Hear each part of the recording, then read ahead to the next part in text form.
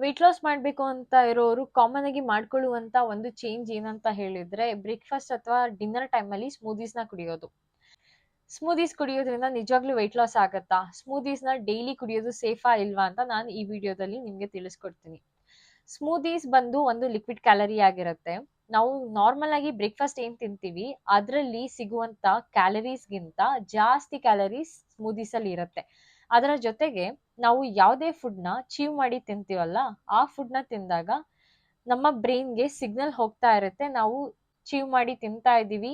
ಇದು ನಮ್ಮ ಹೊಟ್ಟೆ ಒಳಗಡೆ ಹೋಗ್ತಾ ಇದೆ ಮತ್ತು ಅದರಿಂದ ಸ್ಯಾಟಿಸ್ಫ್ಯಾಕ್ಷನ್ ಫೀಲ್ ಆಗ್ತಾ ಇರುತ್ತೆ. ಅದೇ ಯಾವುದೇ ಫುಡ್‌ನ ನಾವು ಕುಡ್ದಾಗ ಈ ಒಂದು ಏನು ಸ್ಯಾಟಿಸ್ಫ್ಯಾಕ್ಷನ್ ಸಿಗ್ನಲ್ ಹೋಗುತ್ತೆ, ಆ ಒಂದು ಸಿಗ್ನಲ್ ನಮ್ಮ ಬ್ರೈನ್‌ಗೆ ಬೇಗ ಹೋಗೋದಿಲ್ಲ. ಹಾಗಾಗಿ ನಾವು ಜಾಸ್ತಿ ಸ್ಮೂದಿ ಕುಡಿಬೇಕಾಗತ್ತೆ. ನಮ್ಗೆ ಹೊಟ್ಟೆ ತುಂಬಿದ ಫೀಲಿಂಗ್ ಬರೋದಿಕ್ಕೆ. ಈ ರೀತಿ ಆದಾಗ ನಾವು ನಮ್ಗೆ ಗೊತ್ತಿಲ್ಲದೆ ಹೆಚ್ಚಿಗೆ ಲಿಕ್ವಿಡ್ ಕ್ಯಾಲರೀಸ್‌ನ ತಗೊಳ್ತಾ ಇರ್ತೀವಿ. ಎರಡನೇದಾಗಿ ನಾವು ಯಾವುದೇ ತರದ ಲಿಕ್ವಿಡ್ ಫುಡ್ಸ್‌ನ ತಗೊಂಡಾಗ ಅದು ಬೇಗ ಡೈಜೆಸ್ಟ್ ಆಗತ್ತೆ. ಜೊತೆಗೆ ನಮ್ಗೆ ಬೇಗ ಹೊಟ್ಟೆ ಹಸ್ವಾಗೋದಿಕ್ಕೆ ಶುರು ಆಗತ್ತೆ. ಈ ರೀತಿ ಆದಾಗ ನಮ್ಮ ನೆಕ್ಸ್ಟ್ ಮೀಲ್ ಏನಿರುತ್ತೆ, ಆ ಮೀಲಲ್ಲಿ ನಮ್ಗೆ ತುಂಬಾ ಜಾಸ್ತಿ ತಿನ್ಬೇಕು ಅಂತ ಅನ್ಸುತ್ತೆ. ತುಂಬಾ ಏನಾದ್ರೂ ಜಂಕ್ ಫುಡ್ ತಿನ್ಬೇಕು ಅನ್ನೋ ಕ್ರೇವಿಂಗ್ ಬರುತ್ತೆ.